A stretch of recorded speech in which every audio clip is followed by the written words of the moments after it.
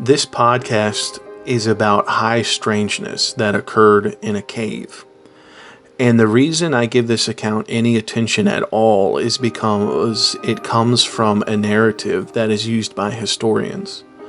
Although the part about the cave is never mentioned, at least not that I've seen. Please comment if you've heard otherwise.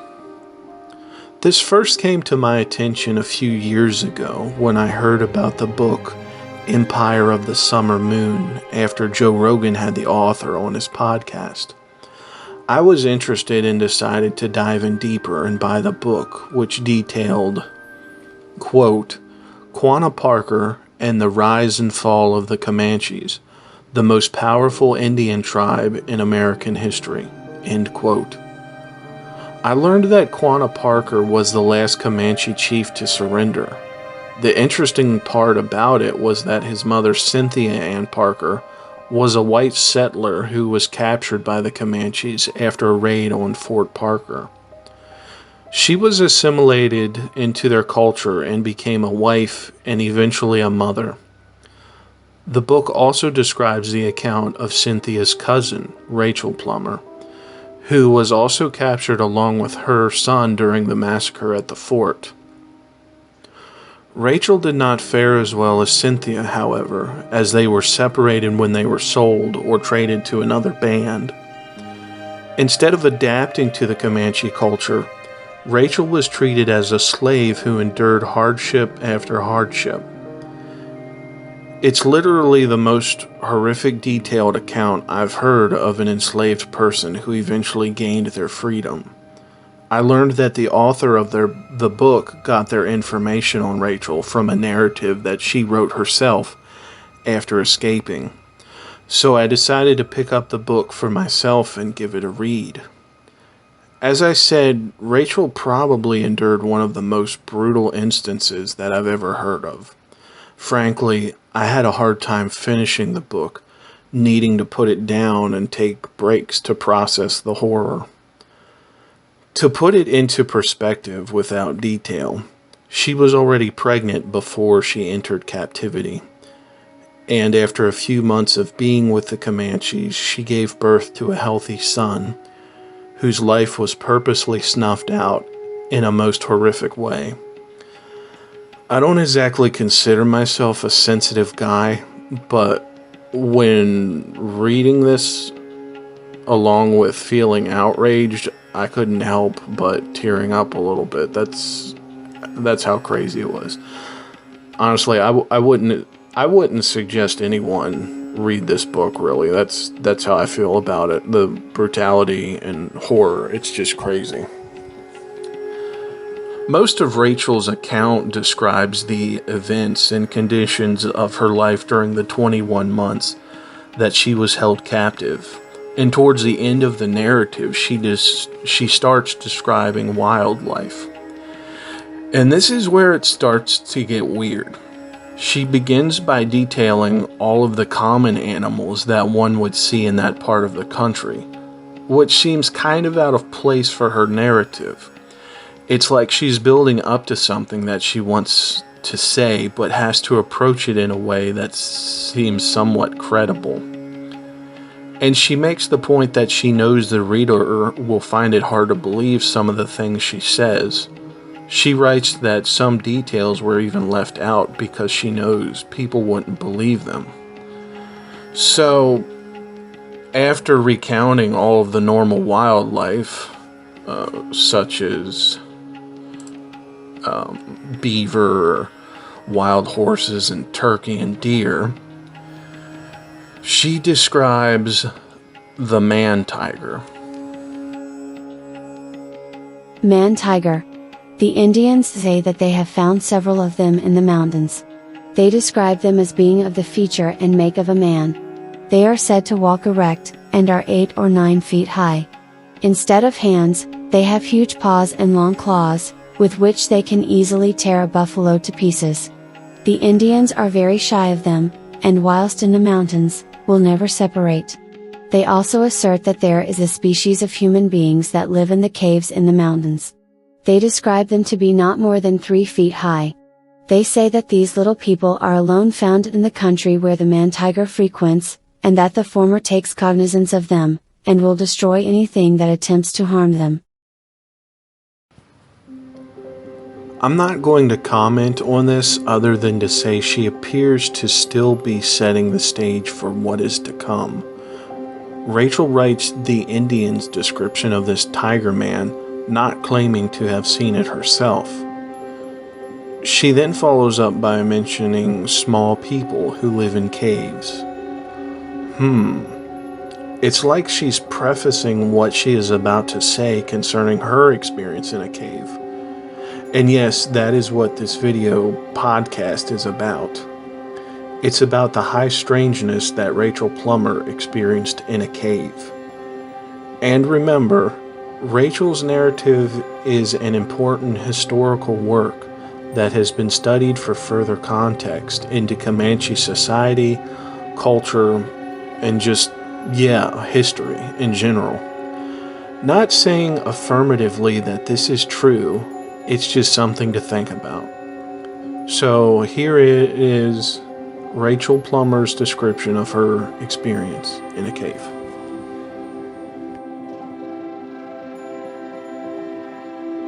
I am compelled to ask my reader to indulge me in the following adventure, as I am certain that this, as well as others of my adventures, will appear very remarkable, and reader, you will be compelled to fancy yourself in a condition where life has lost its sweetness, before you will be able to credit it.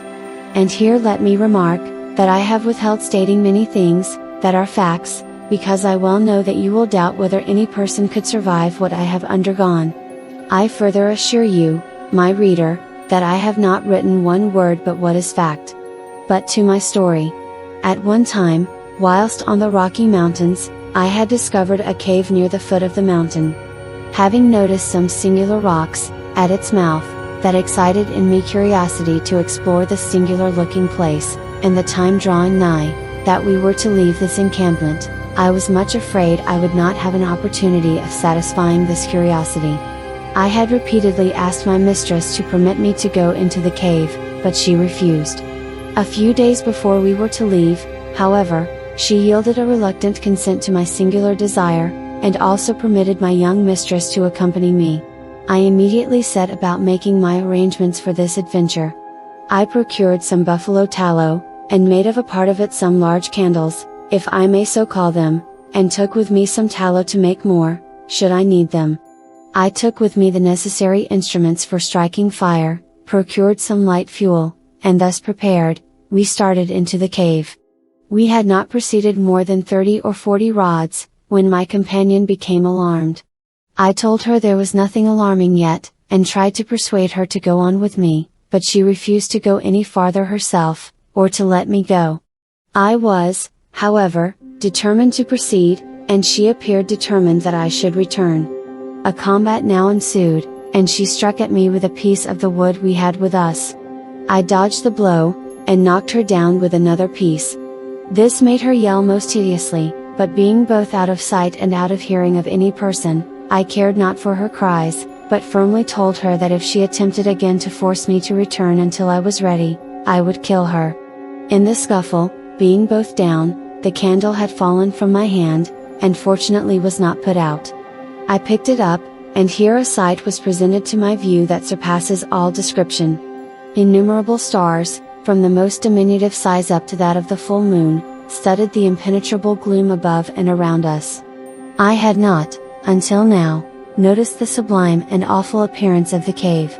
It was this sight that had alarmed my companion, and finding it impossible to induce her to proceed on the adventure with me, I agreed, on the condition that she would help me to mind the horses, to return with her to the mouth of the cave, which I did, and then return to prosecute my adventure in the cave. On reaching the battleground, I felt a great anxiety to find out the cause of this strange scene, which upon a close examination, was more splendid than the mind can conceive. Reader, you may fancy yourself viewing, at once, an entirely new planetary system, 1,000 times more sublime and more beautiful than our own, and you fall far short of the reality I here witnessed. I soon discovered that these lights proceeded from the reflections of the light of the candle by the almost innumerable crystallized formations in the rocks above, and on either side. The room I was in was large, say 100 feet wide, and its length was beyond my sight. The ceiling was about 12 feet high, and the floor was nearly smooth, and in many places was as transparent as the clearest glass. The sides and ceiling were thickly set with the same material, from which projected thousands of knobs or lumps, varying from 1 to 30 inches in length. The reflections of the light of the candle, from these transparent lumps, exactly resembling the clearest ice, proved to be the stars that had caused so much alarm in my young mistress, and wonder in me. Having satisfied my curiosity by a full examination of this singular apartment, I pursued my journey in the bowels of the earth.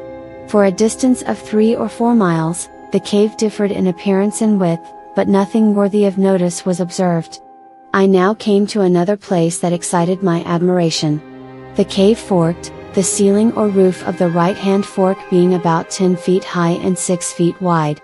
This avenue was obstructed by the intervention of bars of these transparent formations, reaching from the ceiling to the floor. They were too close together to permit my body to pass between them, and the room, into which I could look, surpassing in splendor anything I had yet seen. I was anxious to explore it.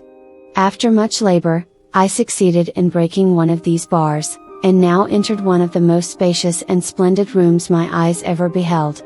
It was about 100 feet in diameter, and 10 feet high. It was nearly circular, and the walls, ceiling and floor being entirely transparent, presented a scene of which the mind can form no just conception, much less the pen describe. I know my readers would not credit if I were to attempt to describe it. I therefore leave my readers to their own conjectures of how a room would look, prepared as a house of public worship, with a pulpit and 3 rows of seats around it, all of the same material, as has been described, on one side, and on the other a beautiful clear stream of water. The water of this river, or creek, was so clear that I could have seen a pin on the bottom. It was about 50 yards wide, and varied from 1 to 2 feet deep. I crossed it, and after going down it a mile or more, I heard most terrific roaring. I continued my course in the direction from whence it came until I reached a place where this stream fell down a precipice, the depth of which I could form no conjecture, but from deafening roar that it made, it must have been immense. Being much fatigued, and having come to the end of my journey, I sat down to rest.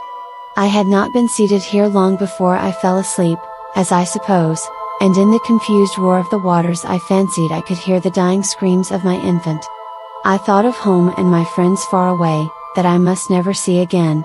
My wounded body appeared to bleed afresh, as my mind reverted back to the cruelties inflicted upon me by my barbarian captivators, when there appeared to me the form of a human being. He held in his hand a bottle containing a liquid, with which he bathed my wounds, which ceased paining, and strange to say never hurt me afterwards. This I know is not fancy, and sometimes, in reflecting upon this adventure, I am lost in doubt as to whether this whole scene was reality or only a dream.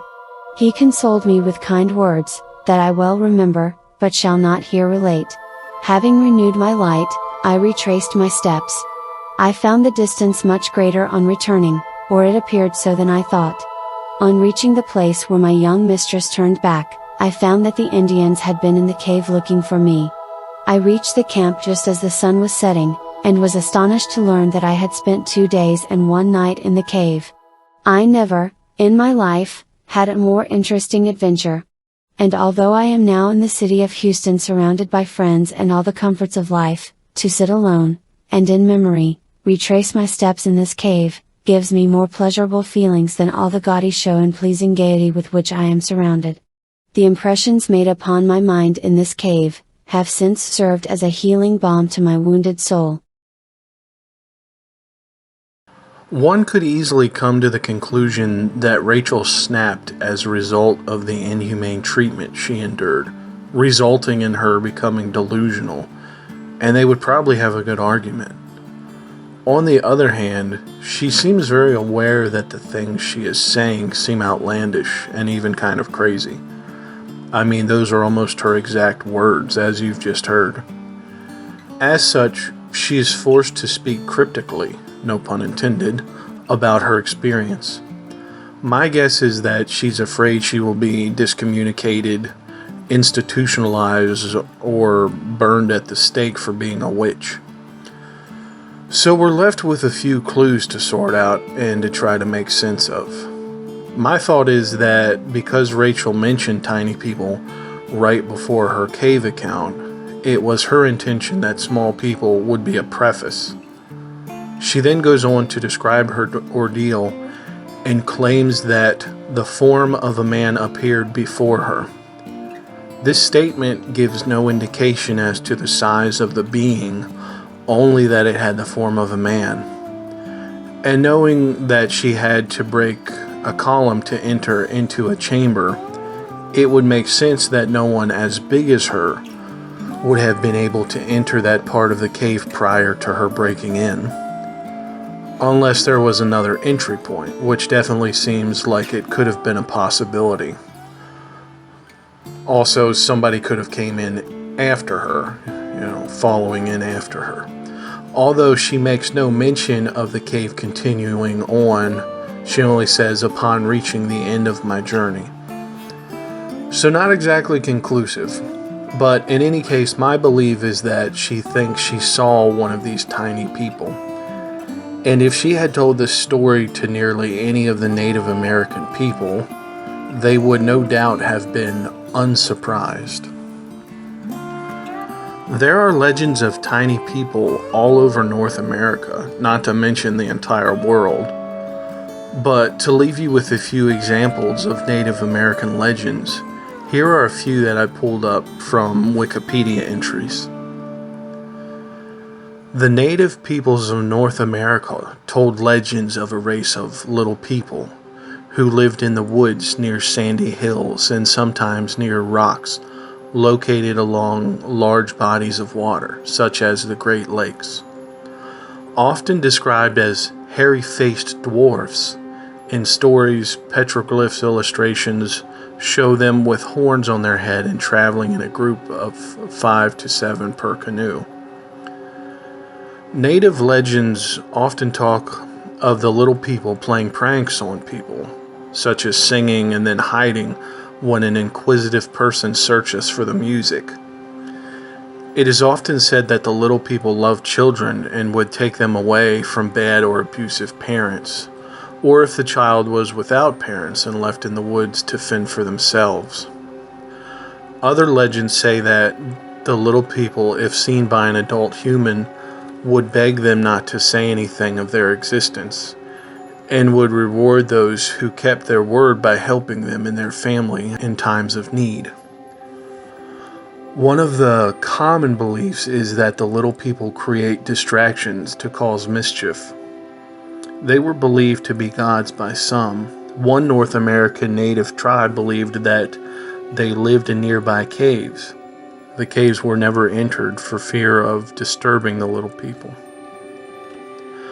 Another legend is one of the Nimiragar. I'm sure I'm not saying that right. Throughout the Wind River Indian Reservation and the mountain ranges in Wyoming, stories of these beings describe them as magical and were gifted with the healing arts. Even though they are described as possessing the abilities, they are depicted to be violent and were a threat to the local people. The name Nimiragar is said to mean people eaters, further stressing the fear that the locals felt around these creatures. Stories of the Nimiragar are aplenty within the local culture. It is said to be a bad idea to make any of them angry, because they would attack the people who frustrated them with poisonous darts. And I'll just end out the video with one last account. Again, this one is also from a Wikipedia entry. One Crow Nation folktale involves the Lost Boy, or Burnt Face, and the little people figure prominently in it. After a young boy falls into a bonfire, his face is left horribly scarred. He receives the name Burnt Face because of this accident. One day, his people moved north on their regular journeys following the buffalo, but Burnt Face goes south. He builds a Sundance Lodge, and the little people come out to talk to him. The little people take away his scars, show him where his band has gone to, and give him healing powers to help his people. Burnt Face retained his name, but became a great chief among his people.